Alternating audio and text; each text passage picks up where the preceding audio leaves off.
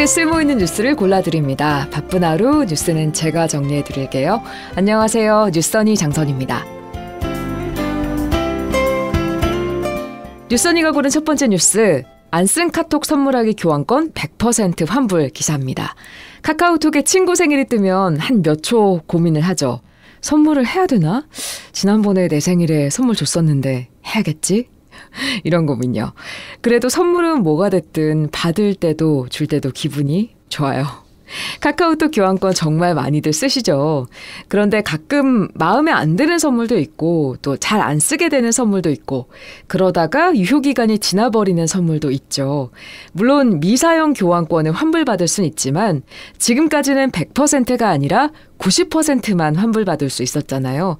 자, 그런데 유효기간 1년이 지난 카카오톡 선물하기 미사용 교환권을 100% 쇼핑 포인트로 돌려주는 옵션이 생깁니다.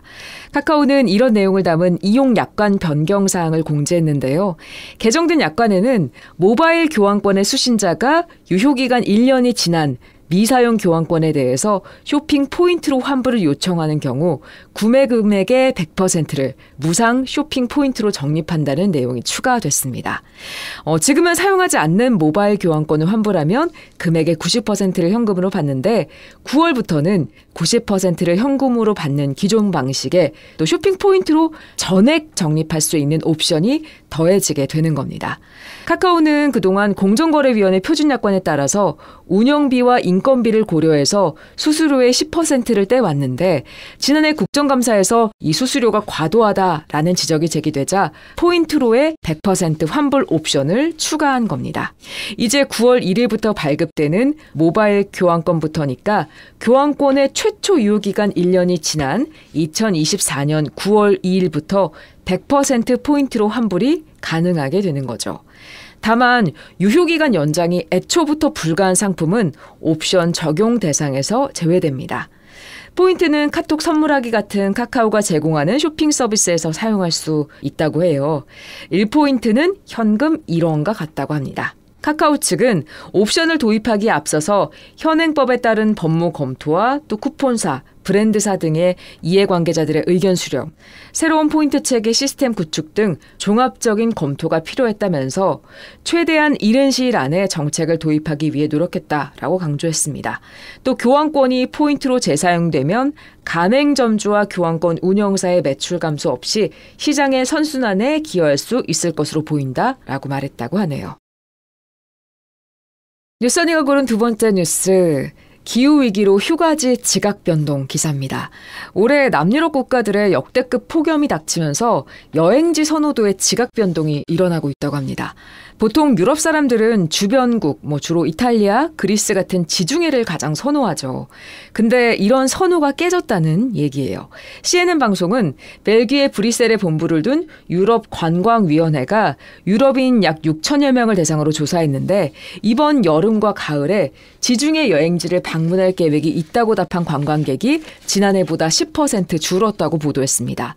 물론 스페인, 이탈리아, 프랑스, 크로아티아, 그리스 같은 전통적인 관광국의 인기가 여전하긴 하지만 올해는 체코나 불가리아, 아일랜드, 덴마크 같은 상대적으로 덜 더운 국가에 대한 선호가 높아졌다는 겁니다. 여행업 분석업체 포워드키스도 이달 초 영국에서 남유럽 항공권과 관련된 온라인 검색이 전체 항공편 검색량에서 차지하는 비율이 지난달과 비교해서 4%포인트 감소한 58%에 그쳤다고 보도했습니다. 반면 상대적으로 시원한 북유럽 여행지에 대한 검색량은 3%포인트 증가해서 10%를 기록했습니다. 폭염에 대한 관심이 높아지면서 여행자들이 올여름 온화한 기온의 목적지를 찾게 됐다는 건데 더 시원하고 더 북쪽에 있는 여행지로 선호도가 옮겨가고 있다는 거죠. 실제 유럽인들은 휴가지를 선택할 때 가장 많이 고려하는 사항으로 쾌적한 날씨를 꼽는다고 합니다. 자, 올해 이탈리아, 스페인, 그리스 역대급 폭염에 시달리고 있다는 기사가 쏟아지고 있죠. 지난 19일 이탈리아 로마의 지표면 온도가 섭씨 45도를 기록했고 키프로스 니코시아와 이탈리아 시칠리아는 50도까지 올랐습니다. 그리스 일부 지역 온도도 이번 주 44도까지 치솟을 것으로 예측되고 있고요. 그리스 당국은 관광객 안전을 위해서 고대 유적지, 아크로폴리스의 낮 시간대 관광을 아예 금지했습니다. 40도를 훌쩍 넘는 폭염에 열사병 환자가 속출했기 때문인데요. 콜로세움 관광을 중단했던 이탈리아도 23개 도시에 폭염 적색 경보를 발령했습니다. 기상학자들 이번 폭염에 단테의 신곡 지옥의 문지기, 케르베로스 명칭까지 붙였다고 합니다. 이렇게 매해 심각해지는 폭염에 태풍처럼 이름을 붙이는 것에 대한 논의도 이루어지고 있다 그래요.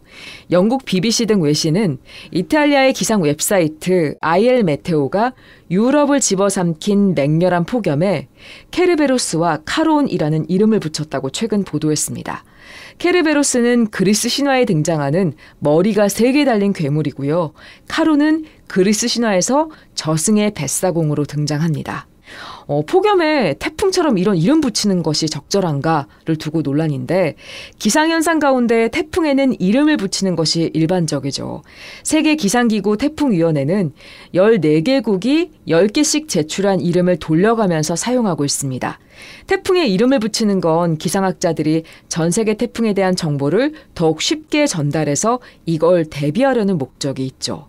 하지만 폭염의 경우는 태풍처럼 이름에 관한 국제협약이 아직 없는 상태입니다.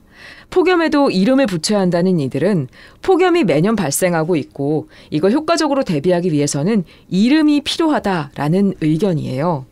태풍과 달리 폭염 예보와 경보 시스템은 아직 미숙한 단계고 폭염을 비롯한 극한 기온 현상에 대한 국제 표준 분류법이 없어서 무작정 이름을 붙이면 오히려 혼란을 불러일으킬 수 있다는 지적도 나옵니다.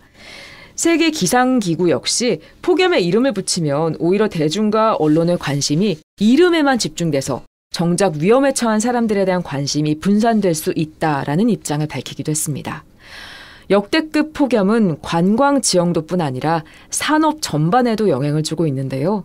항공사들은 연료 적재량과 화물을 줄여서 비행기 무게를 감소시키는 조치까지 하고 있습니다. 기온이 높아지면 비행기를 뜨게 하는 양력까지 감소시켜서 항공기 성능을 떨어뜨리기 때문이랍니다.